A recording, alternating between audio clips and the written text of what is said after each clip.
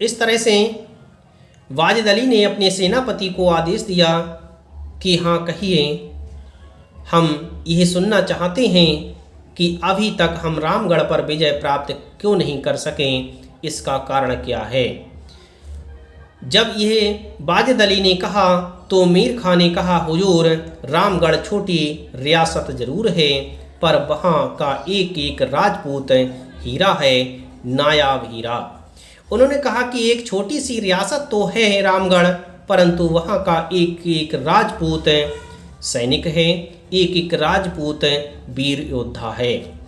उनसे टक्कर लेना खाला जी का घर नहीं, खाला कहते हैं मौसी के लिए, उनसे टक्कर लेना कोई मौसी का घर नहीं है जहाँ जाकर के आसानी से हम बैठ जाते हैं।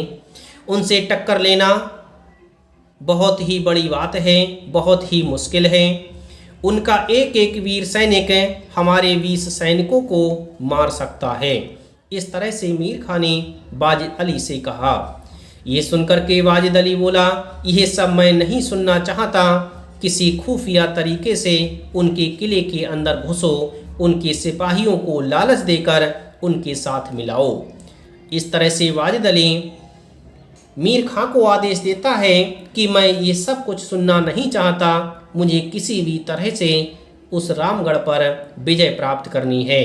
चाहे तो उनके सिपाहियों के लिए लालच दीजिए, किसी तरह से खुफिया तरीके से उस किले के अंदर घुस जाइए, जिससे हम उस पर विजय प्राप्त कर सकें।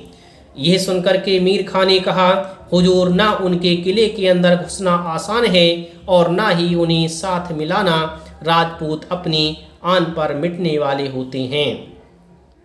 इस तरह से मीर खां ने कहा कि हुजूर, उनके किले में घुसना आसान नहीं है, उनको अपने साथ भी हम किसी भी लालच से नहीं मिला सकते, क्योंकि राजपूत तो अपनी आन पर मिट सकता है। राजपूत अपनी मान मर्यादा के लिए अपने प्राणों को त्याग देगा, परंतु वह झुकने के लिए तैयार नहीं होगा। इतने में एक पहरेदार का प्रवेश।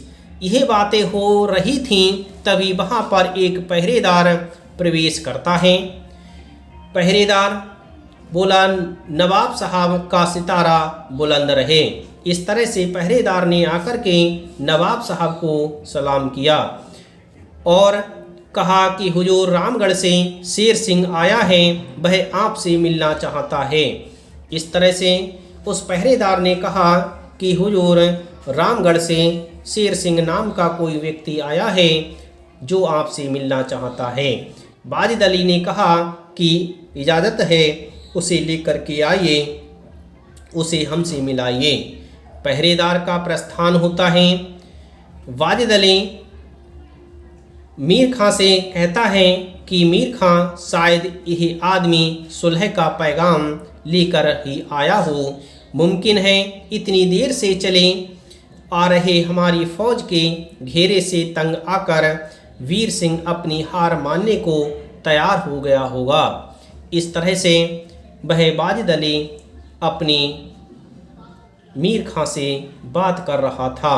पहरेदार के साथ शेर सिंह वहाँ पर प्रवेश करता है। वाजिद अली कहता है, नौजवान, तुम कौन हो और हमारे पास कैसे आना हुआ? आप हमें बताइए कि यहाँ पर क्यों आए हैं और आप कौन हैं? यह सुनकर के शेर सिंह ने कहा, हुजूर, मैं वीर सिंह का भाई शेर सिंह हूँ, आपकी खिदमत में एक खुशखबरी लेकर आया हूँ। वह शेर सिंह जो वीर सिंह का भाई था, जिस वीर सिंह पर विजय प्राप्त करने के लिए वाजिद अली बेचैन था, उसी वीर सिंह का भाई शेर सिंह वाजिद अली से जाकर के मिल गया और उसने कहा कि मैं आपके साथ मिलने के लिए आया हूँ, मैं आपके शरण में आया हूँ। यह सुनकर के वाजिद अली बहुत अधिक प्रसन्न हुआ। वाजिद अली बोला, खुशखबरी, क्या तुम सुलह का पैगाम लेकर आए हो?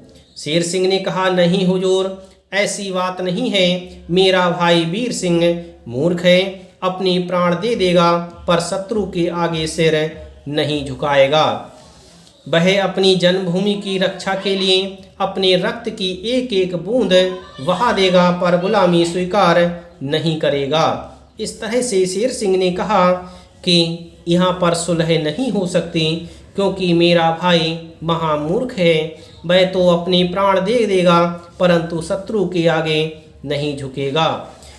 जब तक उसके शरीर में एक भी रक्त शेष है तब तक वह अपनी जन्मभूमि की रक्षा करता रहेगा।